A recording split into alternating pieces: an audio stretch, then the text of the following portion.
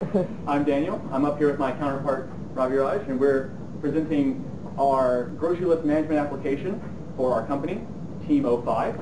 Our application is aptly named Grocery List 05. Our two company counterparts that aren't up here with us are Varun and Jan down here in the front row. So if you're not familiar with our organization, here's our organizational chart. As you can see, we implement a very flat organization where all of us wear multiple hats in different departments, and those hats change as things need to. I'll bring out some of the valiant efforts of our HCI department that built really the magic in the user interface that you're going to see today, and our back-end development team, which built our robust and portable synchronization system that serves as the heart of our system. But before we get ahead of ourselves, let's talk about the goals of our system. When we started out, we wanted to build a comprehensive grocery list management system with universal home access powered through a Google App Engine Web 2.0 interface, on-the-go editing for your mobile devices through an Android app, in-store shopping cart tracking featuring manual list checkoff and a fully automated checkoff using barcodes that are read by your mobile device, as well as having automatic global synchronization so that users from around the globe, as they add items to their database, add barcodes that associate with those items, can be synchronized and propagated to every mobile device so that everyone has use of them. Quick overview of our architecture. We have a web server from which multiple web clients can connect, log in, and interface with the data backend for our web server. And we have multiple mobile applications that can sit on mobile devices anywhere in the world with their own separate database backends that can communicate and synchronize with our web server through standard HTTP requests that are human readable. Our first stage of development right in our design process. Number one is interface design. We had a web application and a mobile application that each had a user interface front end and a database back end, which allowed for effective distribution of labor, as well as effective coordination that was fueled largely through group coding and design sessions, where we all got together, we all worked on our individual pieces, and where appropriate, we designed changes in the interfaces that needed to be done, did over-the-shoulder code reviews, and paired programming. Additionally, we had reasonable scaling of goals, as I mentioned in the first stage of development, where we had to reduce what our customer wanted so that we could meet contract requirements. What went wrong? So we had no experience with technologies up front, which led to our limited design, which led to our design documents falling behind the construction phase. We had problems tracking prioritized tasks, which led to a development crunch towards the end of phase 2, where we were having to implement a lot of lower priority tasks very rapidly. We had poor time tracking and particularly time limiting on tasks to make sure that we weren't spending too much time on a task that wasn't possible or could be done a better way. And we had problems with asynchronous web tasks, particularly when it came to populating the autocomplete text fields on the web app that you'll see during our demonstration. We had a limited testing environment. Specifically, since we were limited to the emulator, we had emulator-specific issues and bugs that we had to work out that were timeouts with the web application synchronization that was due to the slowness of the emulator. And also, since the emulator couldn't support barcode scanning, we had no formal acceptance testing of that particular feature. And lastly, there were no initial release candidate phases in our original development cycle. However, having a third stage development in this reprisal phase that we've had has allowed us to have a more stable code base and be able to sit back and just see exactly what needed to be changed in the right way. And that served as our release candidate phase for our final delivery. Our results, as you can see here, are elegantly designed, full-featured grocery list management applications. But I'll let you judge that for yourself as I turn it over to Raviraj for our demonstration.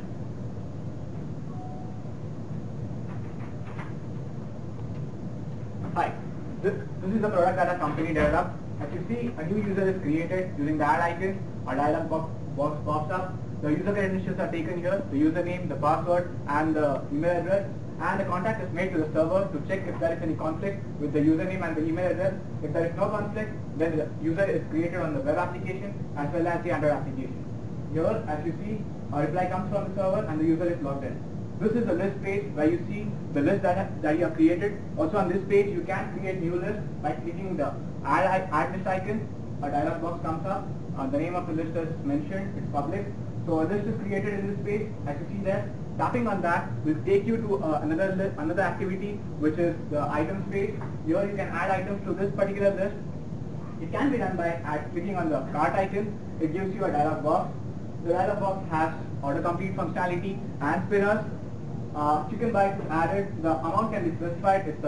It's a string. The unit can be chosen for this particular item, and hitting on the cart icon would add the item to the list.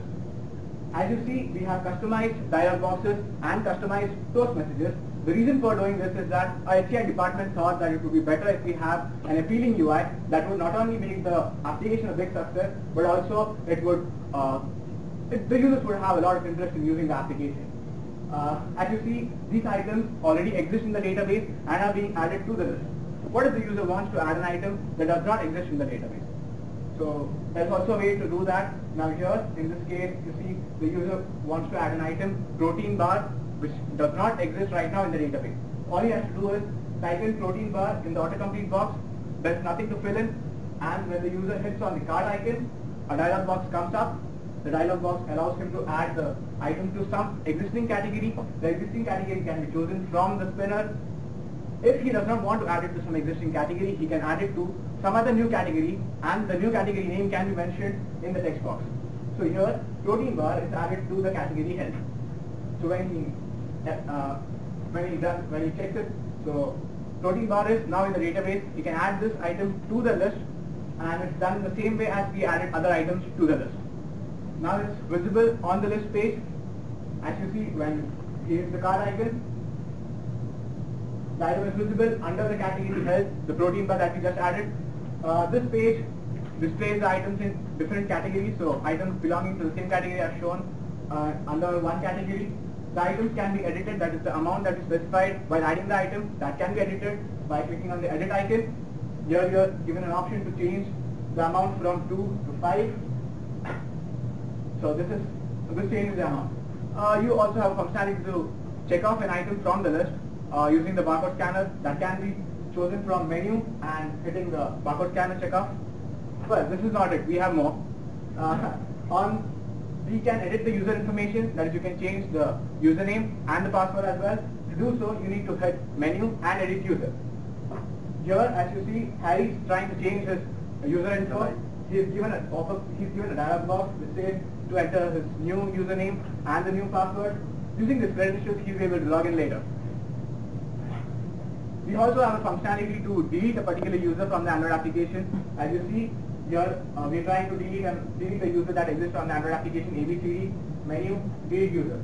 So password check would be done and the user would be deleted from the Android application. Now let's log in as Jack and see whether the list that he created earlier as Harry still exists or not. So Jack logs in and he sees that the list that he created earlier, public, is still there.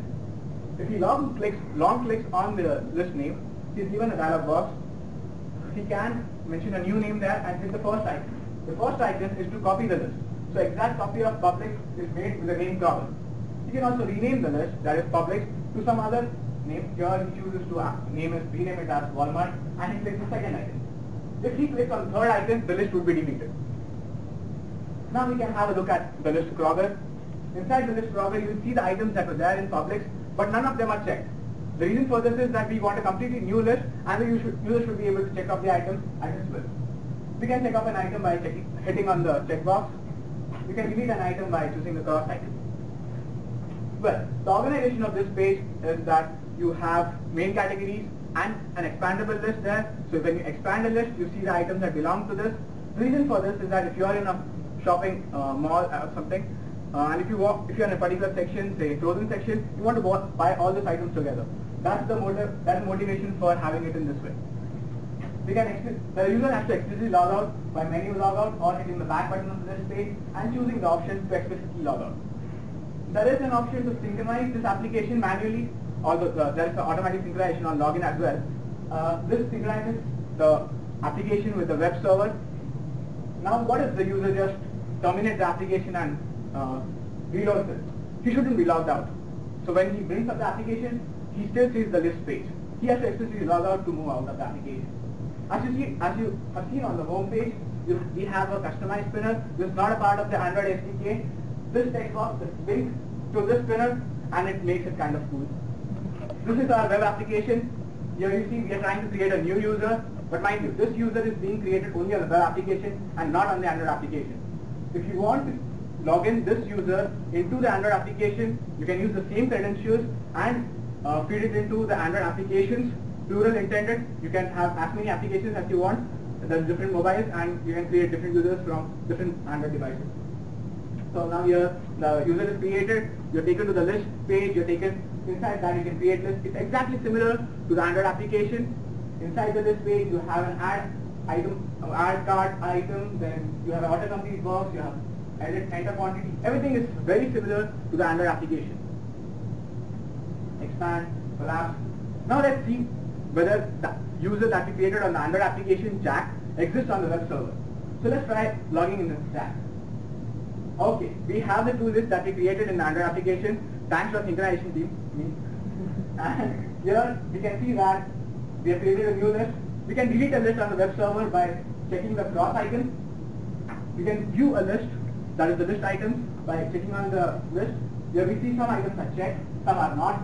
You can delete an item by choosing the cross icon again. You can add an item. Well, the reason for having exactly similar UI as the Android application is that we want the user to just get used to just one application, say the Android application or the web application. So the second thing would be automatically intuitive. He doesn't have to learn the new UI. You can edit an item quantity just like in the Android application by hitting on the edit icon and you provide a new quantity.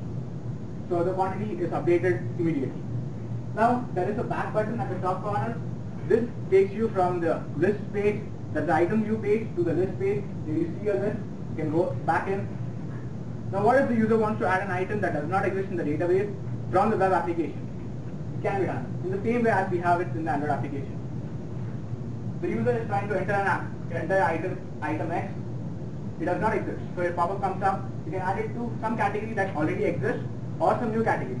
Here item X is added to category X. Not just that, you can add that item into the parent list. So we have this item added into category X, expanded, you see item X. Now this item that is created on the web application can be pushed down to the Android application. So when the Android application is loaded and it's synchronized, that here when you, as soon as you log in, that application is automatically synchronized. So you see Walmart would have 4 items in the list and item X would be pushed down to the Android application under the category name X. Now we create a new list here named Applebee's, and in that we try to add item X and see whether actually the item X was pushed down to the Android application or not. So the list Applebee's is created, you can hit the cart icon inside the list view and look for item X. So item X does exist and it comes inside category X. So this item was actually pushed down to the Android application. Now you can, in this newly created list, you can add as many items as you want. You can check the items and everything that was already demonstrated before. When this application is synchronized to the web server, the item X that was checked here would be checked on the web application inside the list Applebee's. So here, when you refresh, you see the Applebee's list inside which you will have item X, which is checked. It took some time, but fine. Well, let's look at the Android barcode functionality. You can read a barcode and map it to check off an item. For this we are using the Zing library, which converts the barcode into a unique string. The user has to map the string to some item. Well, this has to be done manually. Here you see this barcode. This barcode data does not exist in the Android application. So the user is given an option to map it to some existing item. So he maps it to milk because it was milk carton. So the next time he scans it, it recognizes that it belongs to milk. If an item is scanned, if the barcode is scanned and it does not exist in the list, it's added to the list. If it already exists in the list, it will either check it off. If it's not checked, it will uncheck it if it is already checked. Now you may think that it is too tedious for a user to map so many barcodes to the items, but it is not. There are thousands of users using this application, so every person would map barcodes to items and the data will be pushed up to the server and we can propagate it to different users. So that way, checking off the item wouldn't take a lot of time, and this is what we were able to come up with in the short period of time that we had. As you can see, here we are trying to check off the item milk and it's checked out. So, thank you, and any questions?